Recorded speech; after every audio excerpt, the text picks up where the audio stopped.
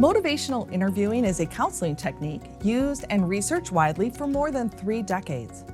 While its original intent was a substance abuse counseling technique, it is now widely used to address behavior change in a variety of chronic diseases. A position paper by Pignataro and Huddlestone supports motivational interviewing as an approach that physical therapists can use to explore a person's ambivalence to behavior change. Additionally, it suggests physiotherapists are ideally positioned to intrinsically motivate individuals to change health behavior. MI has been described as a brief communication with the aim of increasing motivation for a person's self-identified change and then guiding the individual to confirm their commitment to that change.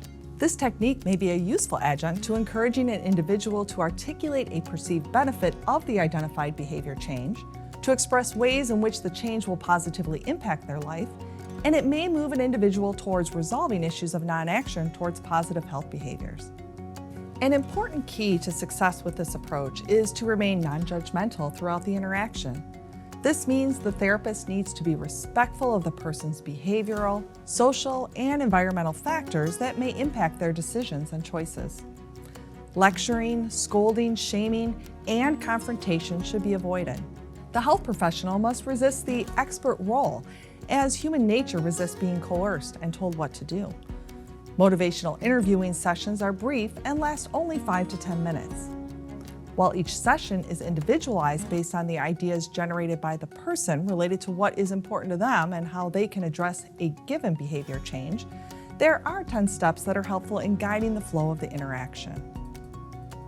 Step 1 involves initiating the topic with the individual. It is recommended you use open-ended questions to begin the conversation about the health behavior. Here is an example. You mentioned that you're not sleeping very well at night. Can you tell me a little bit more about that? In step 2, the therapist explores the individual's reasoning behind their current behavior. An example of this may include asking the person a question such as, What factors do you see that might prevent you from getting a good night's sleep? In step 3, the therapist uses reflective listening. This includes providing a summary statement to reflect back to the individual the thoughts and feelings they have expressed regarding their current behavior. This may look something like this. I can sometimes get myself into a pattern where I go to bed at the same time every night and get up at the same time in the morning. And then I sort of fall out of that and I start taking naps in the afternoon. And I can't get back to that pattern. So it sounds like you're able to establish a good pattern, but maybe need some help to maintain it. Yes. Step 4 involves exploring the benefits of making a positive behavior change. In this step, the therapist again uses open-ended questioning to get the individual to articulate what benefits of changing the behavior may be. An example of this may be, So what would be a good outcome for you if you got better sleep at night? like steps 1 and 3, step 5 uses reflective listening, in which the therapist provides a brief summary statement to reflect back to the person the thoughts and feelings being expressed about their reasons behind their current behavior.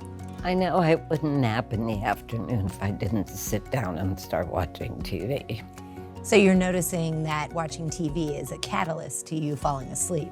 Yes. Steps 6 and 7 explore ambivalence. It is suggested the therapist use a 0 through 10 scale, with 0 being not important at all and 10 essential, to have the person rate how important the behavior change is to them, and then ask them why they did not rate the importance higher or lower. It is an important point in our discussion to talk about the trans-theoretical model as it relates to behavior change, as the therapist can match the strategy to the stage of behavior change. In the pre-contemplation stage, the person is not thinking about seriously making a change and is not interested in any kind of help. The therapist can let the person know to contact a healthcare provider in the future if they decide to consider a behavior change. In the contemplation stage, the person is considering making a change and may be considering the pros and cons. The therapist can use reflective listening to gently guide the person to consider the long-term benefits associated with the change. In the preparation stage, the person is actively planning to make a change within the next 30 days. This stage presents an opportunity for the individual to research and accept what it will take to make the major lifestyle change. In the action stage, the person has recently started to engage in the behavior. People in this stage also tend to be open to receiving help and are also likely to seek support from others. In the maintenance stage, the person has sustained the behavior for 6 months or more. In this stage, the person remains aware that what they are striving for is personally worthwhile and meaningful. Steps 8 and 9 explore and support the person's self-efficacy. In these steps, the therapist asks the person on a scale of 0 through 10, with 0 being not confident at all and 10 extremely confident, how confident are they that they can change? This is followed by asking why they chose that number and not a lower one. At this point, the therapist will reinforce if they have had some success in the past and discuss their willingness to consider the change of the behavior. I like your idea of recording your TV show and watching it earlier in the day. It sounds like that really helped in the past. Finally, step 10 guides the interaction towards exploring the person's future plans and ideas. In this step, the therapist encourages the individual to come up with solutions for themselves, but should refrain from trying to suggest solutions. If the person asks for suggestions, the therapist's response may be something like this. You can certainly decide what would work for you, but if you'd like to hear some ideas of what has worked for other people in the past, I'd be happy to share them with you. Would you like to hear them? Now that we have covered the steps, let's observe a motivational interviewing session. Sue, I see from your intake form that you feel like maybe you're eating too much at lunch and you want to change that. Do you want to talk about that? Sure.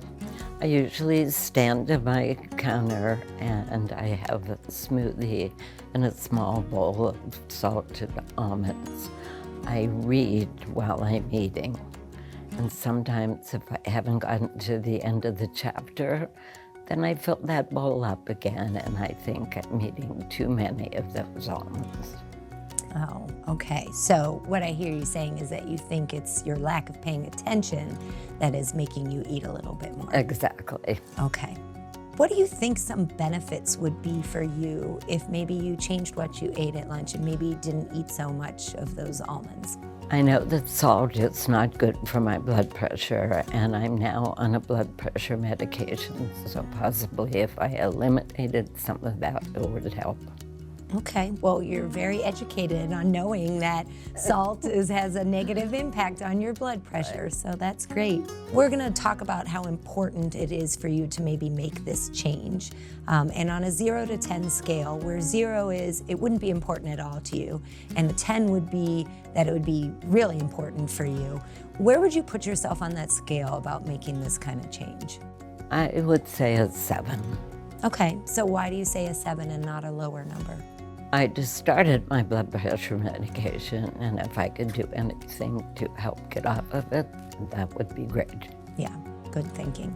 All right, so now let's talk about your confidence in being able to make this kind of change. So on that 0 to 10 scale again, where 0 is you're not confident at all, but 10 is you're the most confident you could be, where would you put yourself on that scale?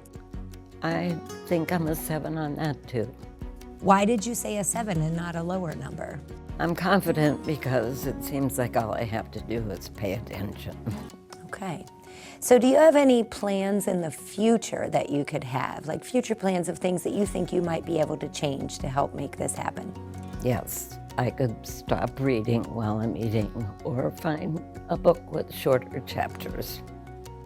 While use of the motivational interviewing technique as an intervention does take practice, with repetition, it can become part of the therapist's routine approach to guide individuals towards positive behavior change. If you have questions or comments about this video, please reach out to Hop Up PT through our website contact form available on the Hop Up PT website.